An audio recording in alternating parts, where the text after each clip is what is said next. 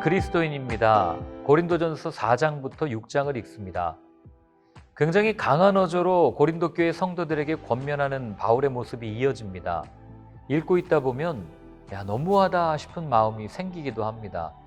그러나 바울이 이렇게 권면할 수밖에 없었던 이유는 이렇게라도 하지 않으면 그들을 살릴 수 없었기 때문입니다. 얼마나 강한 어조로 말하는지 살펴보겠습니다.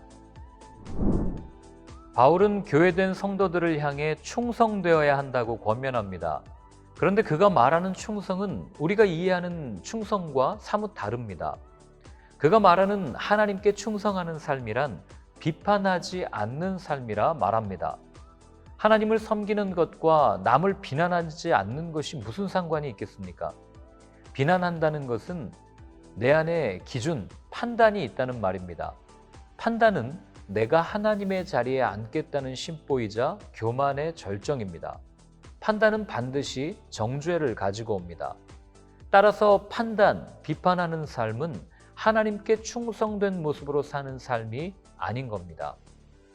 고린도 교회가 분열을 경험해야 했던 이유는 그들 안에 많은 판사들이 있었기 때문입니다. 그들의 기준으로 편이 나뉜 겁니다. 사람은 쉽게 변하지 않습니다. 돌아서는 것 같다가도 관성에 따라 금세 이전의 모습으로 돌아옵니다. 방법은 없는 걸까요? 바울이 답을 알려줍니다. 그는 자신을 아버지라고 말하며 고린도 성도들을 향한 사랑을 표현합니다. 맞습니다. 사랑만이 사람을 변화시킵니다. 이어 바울은 한 사람을 세우기까지 어떠했는지를 들려줍니다. 그는 돌에 맞고 죽을 고비를 여러 번 넘깁니다. 그는 많은 사람을 바라보지 않았습니다. 살려야 할 한 사람, 복음이 필요한 한 생명을 바라보았습니다. 하나님의 나라는 수에 있지 않습니다. 규모에 있지 않습니다. 하나님의 나라는 생명을 전하는 능력에 있다는 것을 바울이 선언합니다. 죄는 전염병과 같습니다. 한번 피어나기 시작하면 금세 전해집니다. 바울은 고린도 교회 안에 만연하던 음란의 죄를 누룩이라고 표현하면서 적은 누룩이 온덩이에 퍼지는 것을 경계하라 말합니다. 죄는 처음 짓기가 어렵지 한번 짓고 나면 무뎌져서 쉽게 죄를 범하게 됩니다. 나중에는 죄가 죄인 줄도 모르고 이상을 느끼지 못합니다. 어떤 사람들은 문화를 이야기하며 죄와 타협하려는 경향을 보입니다. 가랑비에 옷 젖는 줄 모른다고 죄와의 타협은 죽음으로 가는 지름길입니다. 금묵자흑, 검은색 옆에 있으면 검어지듯 죄를 가까이 할수록 사망의 그림자가 다가올 겁니다. 죄는 작다고 무시해서는 안 됩니다. 그래서 바울은 순전함과 진실함으로 말씀을 지키자 권면합니다. 6장은 세상 법정에서는 그리스도인에 관해 설명합니다. 그들은 교회 안에서 일어나는 문제를 세상의 법정에 가지고 나가는 것을 부끄러워하지 않았습니다. 세상이 만든 법으로라도 내 이익을 구하겠다는 모습입니다.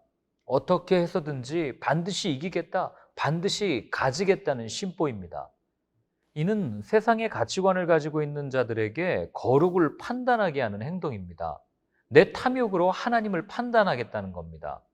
하나님을 나를 위한 내 만족을 채우는 수단, 도구로서 여긴 겁니다.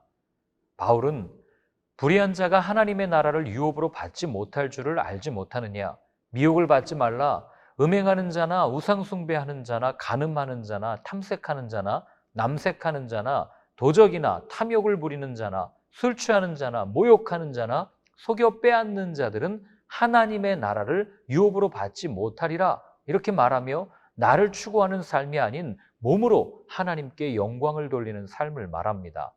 나를 추구하는 끝판왕, 그것이 고린도 교회의 현실이었습니다. 고린도 교회 성도들이 음행으로 넘어진 이유가 무엇일까요? 내 몸은 내 것이기에 내 마음대로 할 수 있다는 자유에 대한 잘못된 생각 때문입니다. 예수님께서 주신 자유는 사람을 살리는 생명의 자유지 생명을 갉아먹는 방탕의 자유가 아닙니다. 자유를 방종으로 생각하는 이유는 내 삶을 내 것이라고 생각해서입니다. 사람의 성욕을 자연스러운 자연의 섭리로 여기니 마음대로 행해도 된다고 생각한 겁니다. 예수님께서 십자가를 통해 주신 자유는 불법이나 죄에 대한 면죄부가 아닙니다. 내 욕구 만족을 위한 통행권이 아니라는 말입니다.